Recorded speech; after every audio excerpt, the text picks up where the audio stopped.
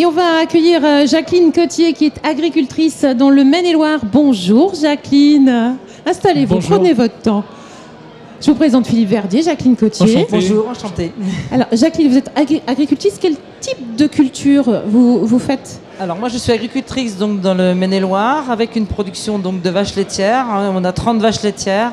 On a donc des vaches allaitantes. Autrefois c'était la Ménanjou, maintenant c'est la Rouge des Prés. Et on a également un élevage donc, de volailles label sur notre exploitation. Alors depuis plusieurs années, Jacqueline, vous faites partie du réseau Fermes Ouvertes et vous accueillez au sein de votre exploitation des élèves de cours primaires et de cours élémentaires pour leur faire découvrir votre lieu de vie, de travail, votre ferme, vos bêtes. Ouais. Alors qu'est-ce que c'est que ce réseau très simplement Fermes Ouvertes? Moi, je vais vous parler du Maine-et-Loire, c'est concret. Cette année, donc, nous allons accueillir 420 enfants sur le département du Maine-et-Loire dans des fermes diverses avec des productions diverses, conventionnelles, bio, tous les types d'agriculture que l'on peut avoir donc c'est-à-dire sur notre département. Donc personnellement, moi je l'ai fait et je vais le refaire. C'est très enrichissant pour nous et pour les enfants.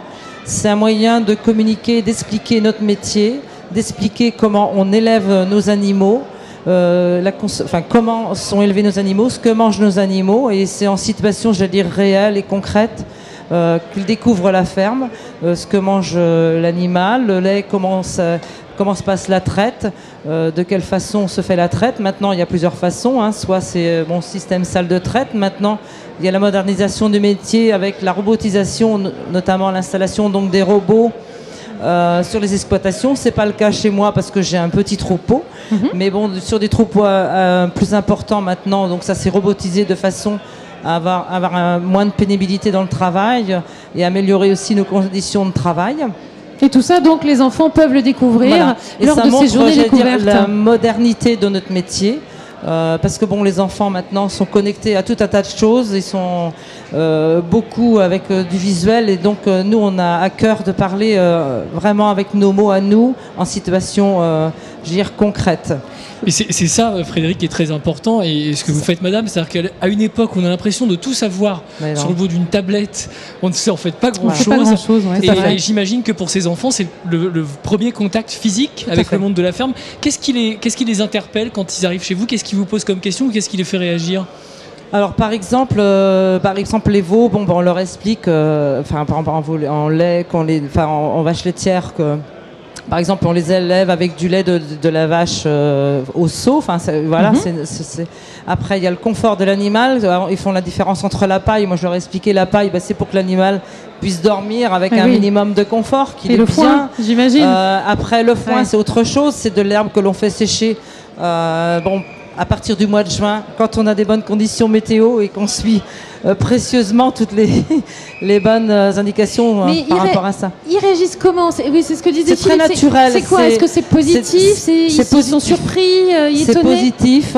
Après, par rapport, on fait le lien toujours avec ce qu'ils ont l'habitude de consommer. Bon, le lait, c'est par rapport au petit déjeuner du matin. Voilà. Après, on fait le lien avec ce qu'ils ont dans leur assiette. Si on a une production par exemple par rapport au blé, on leur dit c'est ce que tu retrouves dans le pain, ça, dans tes gâteaux, dans tes... Voilà. Exactement, c'est pour les ramener à la réalité, vraiment. On a besoin de ça. Et surtout à la valorisation du travail, parce que c'est aussi, quand on arrive aujourd'hui dans notre monde, on a l'impression que tout est disponible sur le rayon d'un supermarché. Il y a du travail derrière, il y a une action, il y a toute une vie, et c'est ça qu'ils découvrent aussi, j'imagine. Je veux dire, on a à cœur aussi de rétablir un petit peu la vérité sur nos pratiques, parce que le consommateur est un peu déstabilisé avec tout ce qu'il peut entendre à droite, à gauche, sous différentes formes. Nous, c'est ça. On veut rétablir la vérité avec nos mots à nous, très simplement. Et l'enfant, on communique, on explique notre métier, et on sait que le soir, quand il rentre à la maison, il explique à ses parents ce qu'il a vu dans la journée. Et je pense qu'il y a un retour positif par rapport à ça, et on en est certain. Et c'est pour ça qu'on a à cœur de rejoindre, par exemple, la plateforme Agri Demain, qui est une plateforme aujourd'hui qui compte 150 ambassadeurs et ambassadrices. Et moi, je sais que j'ai beaucoup d'agricultrices qui vont s'investir dans cette plateforme Agri Demain pour communiquer sur notre métier et comment, par exemple, toutes nos productions, la diversité de nos productions et notre agriculture française. Merci beaucoup, Jacqueline. Et puis je tenais juste à souligner que c'est une initiative bénévole et qu'il y a un travail aussi en amont avec l'éducation nationale. Donc, voilà, oui, c'est bénévole. Hein, oui, et on vous salue. Et combien d'enfants, pour terminer, vous allez vous accueillir dans votre ferme cette année? Vous avez une idée? Moi, j'ai à peu près 40.